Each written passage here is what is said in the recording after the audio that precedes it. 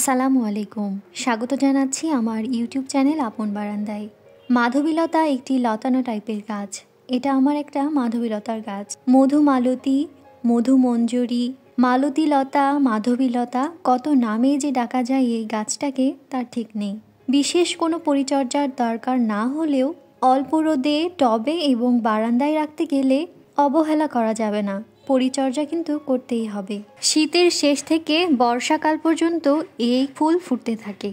আমি সবসময়ই বারান্দায় অল্প রোদে কী গাছ রাখবেন, আদৌ কি অল্প রোদে এই গাছগুলো হয় কি না সেগুলো নিয়েই ভিডিও শেয়ার করি। তো বলতে পারেন আমিও এক্সপেরিমেন্ট করছি এই গাছটা নিয়ে। আদৌ কি বারান্দায় অল্প রোদে এই গাছটা হবে কি না সেটা আমিও আপনাদের সাথে সাথে দেখতে চাই। তো এটা আমার মাধবীলতার গাছ। চারাটা আমি গিফট পেয়েছিলাম শীতের মধ্যে। শীতকালে এই গাছের পাতা ঝরে যায়, ফুল হয় না, গ্রো কমে যায়, এক কথায় ডরমেন্সি পিরিয়ডে চলে যায়। যেহেতু শীতকালে পেয়েছি গাছটা, তাই আর রিপোর্টিং করিনি। শীত শেষে এখন নতুন নতুন কুশি আসছে এবং মাটি রেডি করে এখনই সময় হচ্ছে রিপোর্টিং করার। তো বাড়ির গেটের পাশে সরাসরি মাটিতে লাগালে এই গাছগুলো কিন্তু খুব ভালো হয়, তা আমরা মোটামুটি সবাই জানি।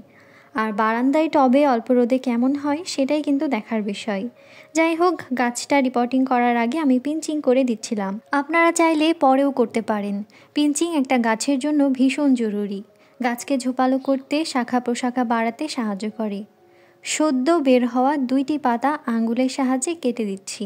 এই গাছ কিন্তু রোদ ভীষণ পছন্দ করে। আমার এখানে 3-4 ঘন্টা রোদ পাই, তাতেই কিন্তু মাশাআল্লাহ ভালোই হচ্ছে। আপনারা চাইলেও কিন্তু এই গাছটা বারান্দায় রাখতে পারেন।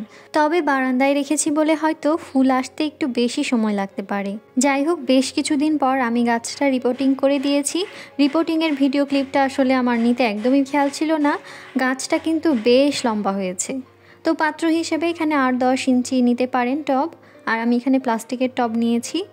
আর মাটি তৈরিতে গার্ডেন সয়েল আমি নিয়েছি 40%, কম্পোস্ট নিয়েছি 40%, কোকোপিট 10% আর বালি হচ্ছে 10%। কোকোপিট এবং বালি মাটিটাকে ময়শ্চার রাখতে সাহায্য করবে। আর এই গাছ কিন্তু পানি খুব বেশি পছন্দ করে, খুব দ্রুতই কিন্তু গোড়া শুকিয়ে যায়। তাই চেষ্টা করি সবসময় মাটি শুকালে একটু বেশি করে পানি দেওয়ার। ফুল এলে আবারও পরিচর্যা নিয়ে একটা ভিডিও শেয়ার করার চেষ্টা করব।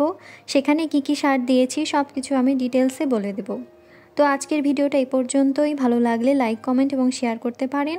আর এই টাইপের আরও অনেক ভিডিও পেতে অবশ্যই আমার চ্যানেলটি সাবস্ক্রাইব করবেন। আজ তাহলে এই পর্যন্তই। আগামী ভিডিও দেখার আমন্ত্রণ জানিয়ে আজ এখানেই বিদায় নিচ্ছি। আল্লাহ হাফেজ। আসসালামু আলাইকুম।